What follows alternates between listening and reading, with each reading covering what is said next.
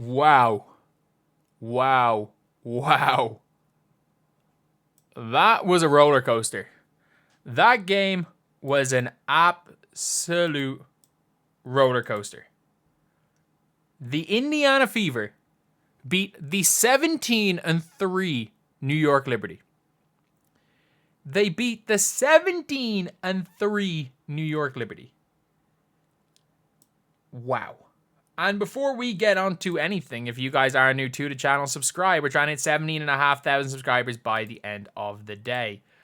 But wow. Wow. Caitlin Clark, 7 of 17 from the field. I'll talk about her last. This has been upset weekend. Like, I thought there was a 0% chance that...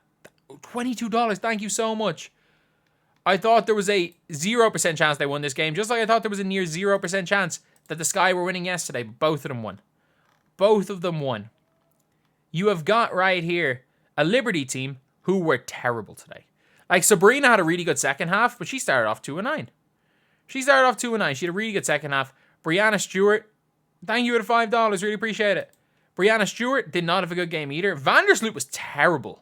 She was terrible when she was on the floor.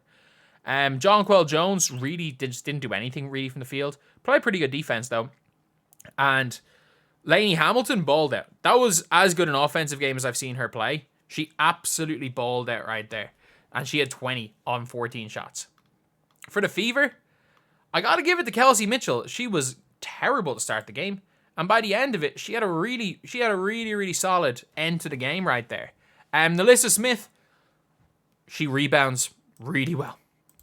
Nalissa Smith is a very, very good rebounder.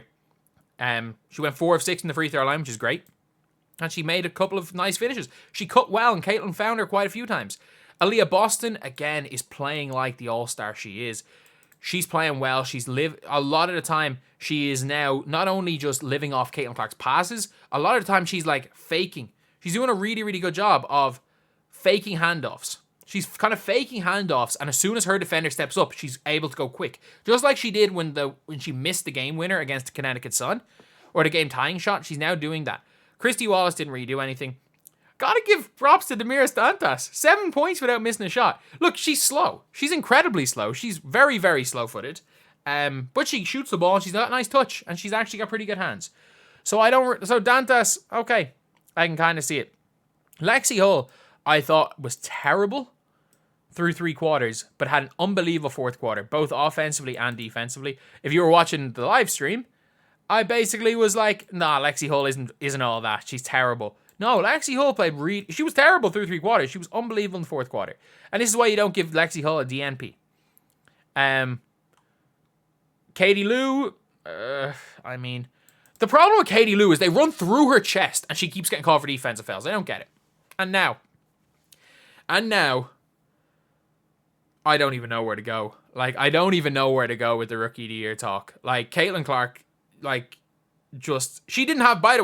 Clark did not have her best game today. She missed 8 straight 3-pointers. She started off 4 of 5 in the field, then went 3 of 12 for the rest of the game. But, it doesn't matter. Down the stretch, they are down 78-72. Caitlin Clark, and 1. Caitlin Clark, defensive rebound, hits Kelsey Mitchell on the break. 3, tie game. And that's what it's all about. That is what it's all about at the end of the day. She didn't need to hit all those threes. She didn't need to win the game by herself. But at the same time, what she did was all the right things. She did all the right things in that game. 12 boards, all defensive. 13 assists.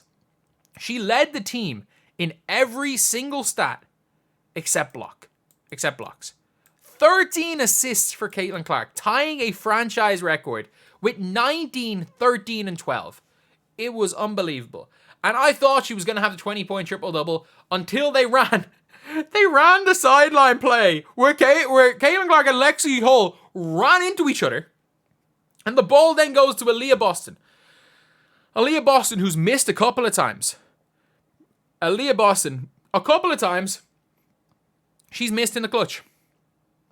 But, bang. First one with confidence. takes a breath. Second one, bang. Ball goes in Kelsey Mitchell's hands. Then the ball, the play they run to tie it, Lexi Hull switches off Sabrina Ionescu. No one else realizes they were supposed to have switched. And Sabrina gets wide open in the corner and misses. And then somehow the rebound lands in Kelsey Mitchell's hands, who, I'm not going to lie, the rebound was by Nalissa Smith. Kelsey Mitchell yanks it out of Nalissa Smith's hands so that she gets fouled. She makes the 2 free throws and they win the game. That was crazy. That was absolutely crazy. But you had the luckiest win I think I've ever seen. I have never seen so many lucky plays. At one stage, Kelsey Mitchell threw the ball to the Liberty player, and Aaliyah Boston had to swim on offense, swim over the player to tip it like it was a steal, and eventually got the ball. Crazy. Aaliyah Boston had to do that.